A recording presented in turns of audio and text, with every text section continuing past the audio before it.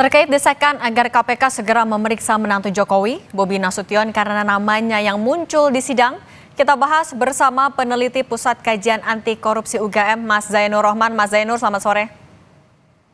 Selamat sore Mbak Cindy. Mas Zainur, nama Bobi Nasution kan muncul di persidangan kasus korupsi izin tambang ex-gubernur Malut. Nah, kalau Anda melihatnya urgensi untuk memeriksa atau memanggil Bobi Nasution oleh KPK seberapa besar? Ya, sangat penting ya. Kenapa? Karena keterangan itu disampaikan oleh pihak-pihak yang sedang berperkara di depan persidangan. Oleh karena itu, sesuai dengan prinsip equality before the law, KPK harus menindaklanjuti informasi tersebut dengan melakukan pemeriksaan, melakukan pendalaman investigasi terhadap kebenaran informasi tersebut. Caranya bagaimana? Tentu harus dilakukan pemanggilan terhadap nama yang disebut. Nah, pertanyaannya kan adalah apakah pemanggilan tersebut dilakukan di persidangan yang saat ini berlangsung atau dilakukan di luar itu dengan melakukan penyelidikan kasus baru misalnya.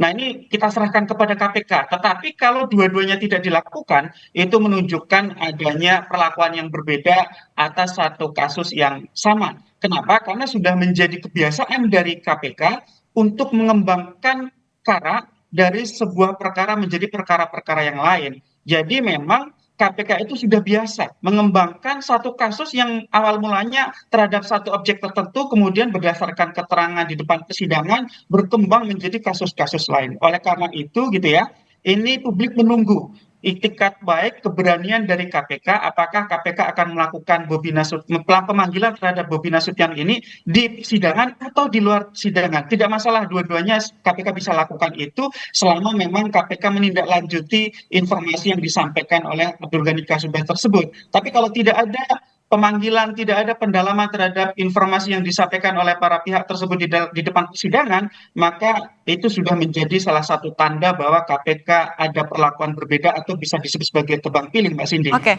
Mas Zainur, tapi tadi Anda menyebut soal adanya itikat atau keberanian KPK. Kalau Anda cermati, KPK mungkinkah dalam waktu dekat memanggil, ada keberanian itu? Ya, KPK sendiri di beberapa kesempatan itu selalu menghindari menyebut nama yang bersangkutan begitu ya. Itu saja sudah merupakan satu bentuk perlakuan yang berbeda kalau kita bandingkan misalnya dengan kasus-kasus lain. Misalnya di beberapa kasus lain KPK terang-terangan misalnya menyebut nama dan bahkan melakukan pemanggilan nama yang disebut tersebut ke depan persidangan. Untuk apa? Untuk memperjelas keterangan yang disampaikan oleh terdakwa atau saksi begitu ya. Apakah keterangan tersebut benar atau tidak? Nah, ini kan tidak dilakukan KPK sejauh ini, dan menurut saya yang paling bagus adalah KPK panggil Bobi Nasution di persidangan kasus yang sedang disidangkan ini. Kenapa harus seperti itu? Untuk transparansi sehingga bisa di cross check keterangan masing-masing pihak. Kalau dikatakan ada pertemuan dengan Bobi dengan ex Gubernur Maluku Utara, maka itu bisa dilakukan cross check konfirmasi. Apakah benar ada pertemuan tersebut atau tidak? Kalau Oke, ada Mas Zainur, pertemuan, tapi kalau tidak ya, kunjung dipanggil oleh KPK, apakah akan ada implikasi hukumnya dalam kasus yang sedang ditangani oleh KPK? ya mungkin untuk dakwaan yang sedang berlangsung sih tidak ada ya.